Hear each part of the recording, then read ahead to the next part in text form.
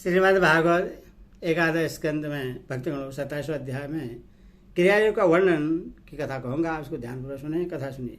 उद्धव जी ने पूछा, भक्त वत्सल श्री कृष्ण, जिस क्रियायोग का आश्रय लेकर जो भक्तजन जिस प्रकार से जिस उद्देश्य से आपकी चर्चा पूजा करते हैं, आप अपने उस आराधन रूप क्रियायोग का वर्णन कीजिए। देवर्षि नारद, भगवान व्यास देव और आचार्य बृहस्पति आदि बड़े बड़े ऋषि मुनि यह बात बार बार कहते हैं कि क्रिया योग के द्वारा आपकी आराधना ही मनुष्य के परम कल्याण की साधना है।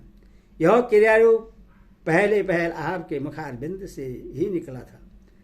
आपसे ही ग्रहण करके इसे ब्रह्मा जी ने अपने पुत्र भृगु आदि महर्षियों को और भगवान शंकर ने अपने अर्धाग्नि भगवती पार्वती जी को उपदेश किया था।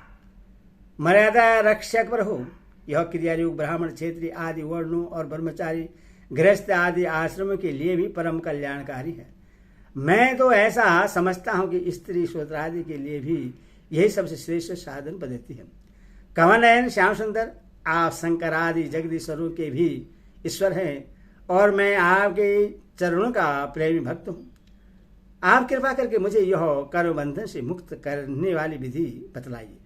भगवान श्री कृष्ण ने कहा, उद्धव जी, कर्मकांड का इतना विस्तार है कि उसकी कोई सीमा नहीं है, इसीलिए मैं उससे थोड़े में ही पूर्वांत कर्म से विधिपूर्वक वर्णन करता हूँ। मेरी पूजा की 3 विधियां हैं, वैदिक, तांत्रिक और मिश्रित। इन तीनों से मेरे भक्त को जो भी अपने अनुकूल जान पड़े उसी विधि से मेरी आराधना करनी चाहिए। पहले अपने अधिकारानुसार शास्त्रों की विधि से समय पर योगोपवीत संस्कार के द्वारा संस्कृत होकर धृष्टत्व प्राप्त करें। फिर श्रद्धा और भक्ति के साथ वह जिस प्रकार मेरी पूजा करे, इसकी विधि तुम मुझसे सुनो। भक्तिपूर्वक निष्कपट भाव से अपने पिता एवं गुरु रूप मुझ परमात्मा का पूजा की सामग्री के द्वारा मूर्ति में, वेदी में, अग्नि में, सूर्य में, जल में, हृदय में अथवा ब्राह्मण में चाहे किसी भी आराधना करे। उपासक को चाहिए कि प्रातःकाल धतून करके पहले शरीर शुद्धि के लिए स्नान करें, फिर वैदिक और तांत्रिक दोनों प्रकार के मंत्रों से मिट्टी और भस्म आदि का लेप करके पुनः स्नान करें। इसके पश्चात वेदोक्त संध्या वंदनादि नित्य कर्म करने चाहिए। उसके बाद मेरी आराधना का ही सुदृढ़ संकल्प करके वैदिक और तांत्रिक विधियों से कर्म बंधनों से छुड़ाने वाली मेरी पूजा करें।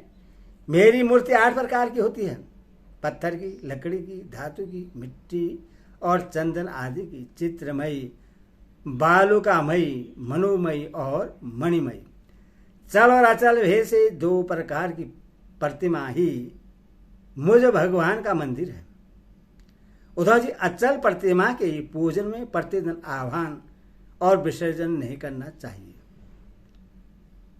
चल प्रतिमा के संबंध में विकल्प है, चाहे करे और चाहे न करे, परंतु बालुकामयी प्रतिमा में तो आह्वान और विसर्जन प्रतिदिन करना ही चाहिए।